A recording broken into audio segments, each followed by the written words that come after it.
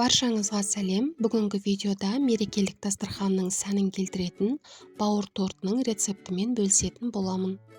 Менің каналыма тіркеліп қоюды ұмытпаңыздар. Бұл тортты ассортиге немесе холодный закускидің қасына кесіп қоясыздар.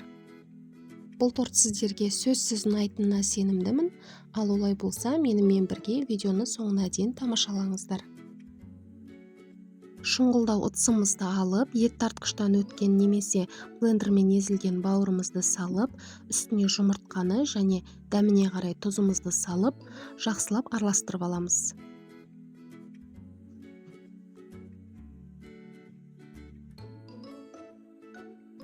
Бауыр мен жұмыртқаның басы біріккеннен кейін сұйық майымызды қосып, блендермен езіп аламыз.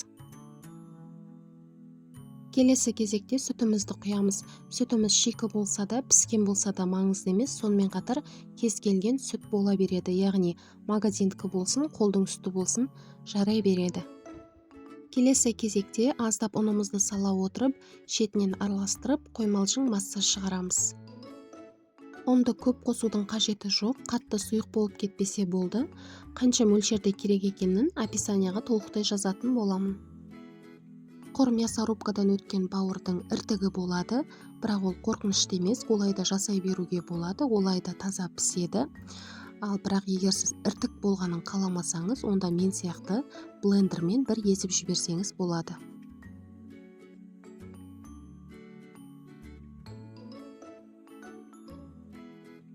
Міне осындай қоймалжың консистенция шығуы керек, ал енді табағымызды отқа қойып, бетін бірінші блинчикке майлап аламыз. Табағымыз қызғаннан кейін бауырымызды осылай жұқалап құйып, баяу отта пісіріп аламыз. Асты қызарып, беті көпіршіктенген кезде екінші бетіне аударамыз. Бауырды табаққа құярда бұдан да жұқа етіп құйып, қасықпен тегістесеңіздер де болады. Барлық бауырымызды осылай пісіріп аламыз, ал енді салмамызға кірісеміз. Пиязымызды майдалап турап, сәбізімізді үккіштен өткізіп аламыз да, табағымызға май құйып, пиязымызды салып, қызартып, қуырып аламыз. Келесі кезекте сәбізімізді салып, тұзымызды, бұршымызды салып, баяу отта піскенше қойып қоямыз. Мінекей біздің салмамыз толықтай пісіп, дайын болды. Ал енді таза бір ыдысымызды алып, пресстен өткен сарымсағымызды салып, үстіне майонезімізді салып, екеуін жақсылап араластырып аламыз. Бұны біз бауырдың арасына жағатын боламыз. Сарымсақтың мөлшерін өздеріңіздің қалауларыңыз бойынша қосасыздар.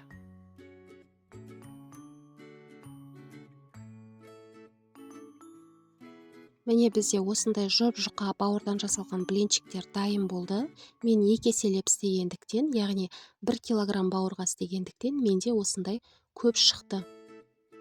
Ал енді тортымызды жинауға кірісеміз. Ең алдымен майонез бен сарымсақтан жасалған жақпамызды жағып аламыз да, келесі кезекте салмамызды саламыз. Ешқандай қиындығы жоқ. Ал енді қайтадан бауырдан жасалған құймағымызды қойып, осылай қайталап жасай бересіздер.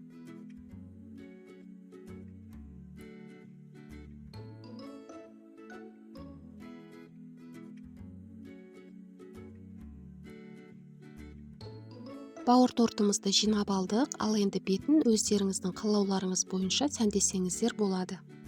Егер де мен сәндегендей жасағыңыз келмесе, укроп петрушканы бетіне осылай сеуіп, және де қайнатылған жұмыртқаны бетінен үккіштен өткізіп сеуіп шықсаңыз да әдемі көрінеді.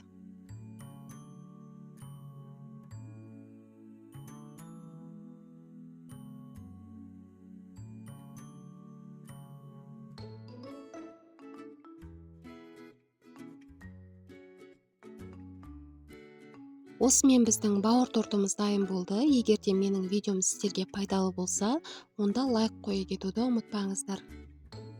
Алдағы уақытта дәмі тіл үйіретін небір рецепттермен бөлісетін боламын. Рецепттерімді жіберіп алмас үшін каналыма тіркеле кетуді ұмытпаңыздар. Менімен бірге соңына дейін болғандарыңызға рахмет.